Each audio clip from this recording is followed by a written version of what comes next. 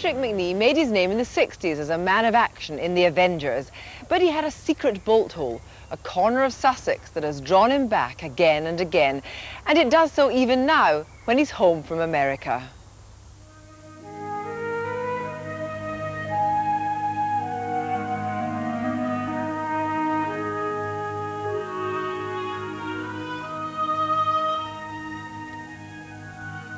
To me, this view is the spirit of England.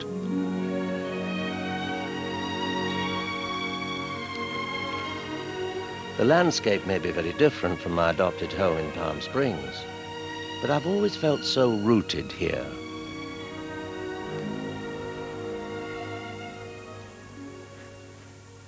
This spot on the South Downs gives you the best view of the Chichester Harbour area.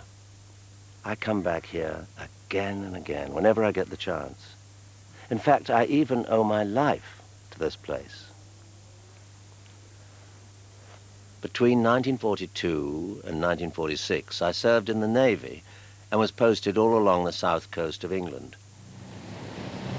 We did anti-German E-boat patrols in the North Sea and Channel every other night. On one particular day, when I'd been due to go to sea, I was laid up in Chichester's Royal West Hospital with bronchitis. It was the only time I was ill during the whole war. That night, the boat was bombed by the Germans and sunk.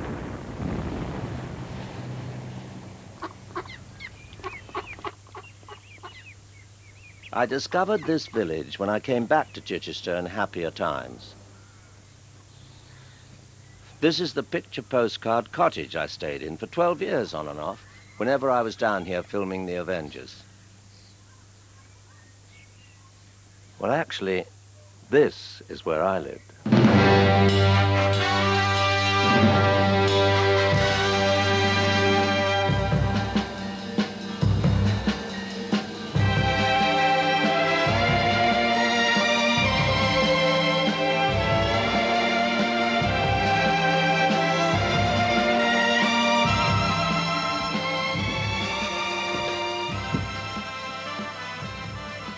Admittedly, it's not as old or quaint as the cottage, but I was very happy there.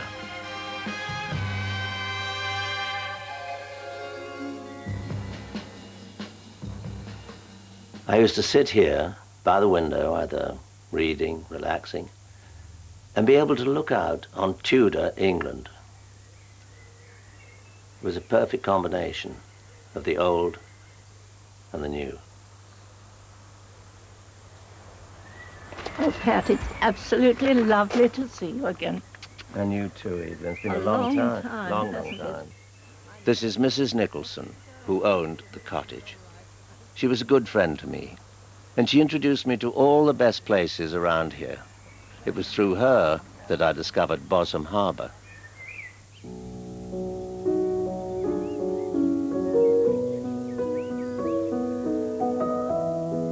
Sleepy Bosham, set on a wide creek to the west of Chichester, looks deceptively calm and genteel. In fact, is a place that's steeped in history.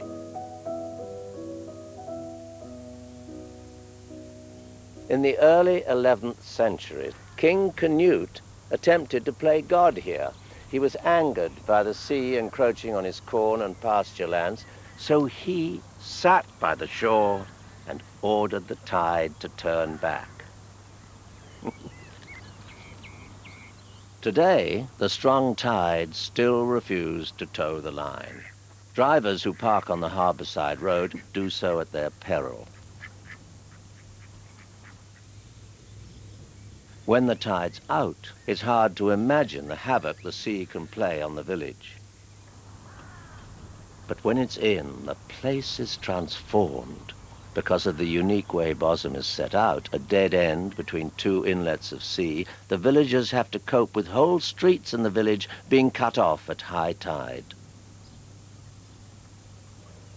After years of flooding, the traditional Sussex flint brick and tile harbourside cottages are now suitably equipped with high steps leading to their gardens and front doors. It was from this very spot that Harold Godwinson, later to become King Harold, set out on his ill-fated voyage in 1064 across the Channel to Normandy. The Bayeux tapestry depicts Harold praying in Bosham Church before setting sail. His prayers were to no avail. His crossing of the Channel led to William the Conqueror's claim to the English throne and the Norman invasion in 1066.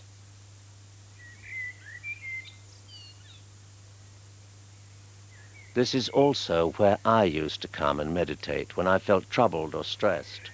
It was the best place to clear my head and revive my spirits after a hard day's work.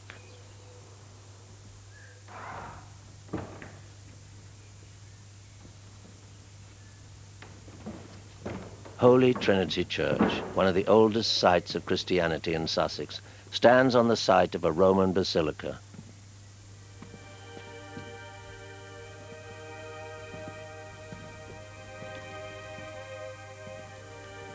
The chancel arch, one of the best Saxon arches in England, gives a tremendous scale to the simple but fine interior.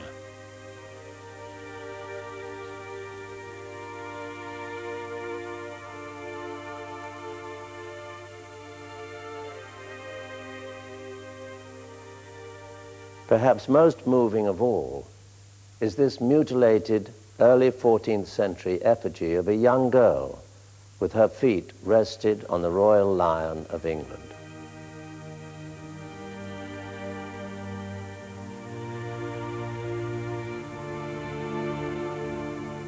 Local tradition has it that the effigy was made to commemorate King Canute's daughter, who was buried in the church after drowning in the nearby moat.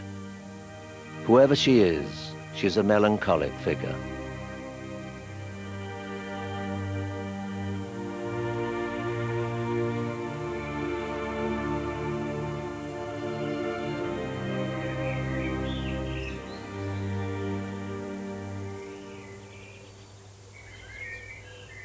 I'd like to be buried here.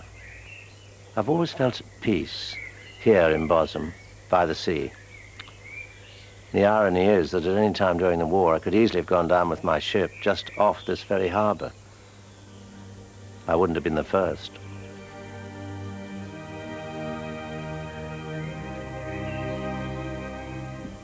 The Boreas's storms and Neptune's waves have tossed me to and fro.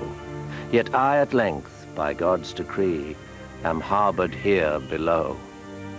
Where at an anchor here I lay with many of our fleet, yet once again I shall set sail, my Saviour Christ to meet.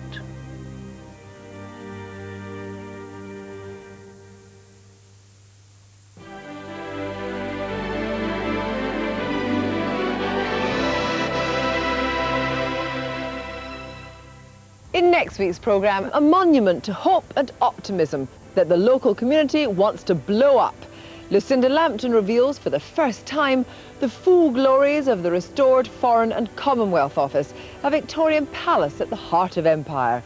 And actress Dora Bryan dances the years away to celebrate the beauty of ballrooms and the endurance of true love. Until then, goodbye.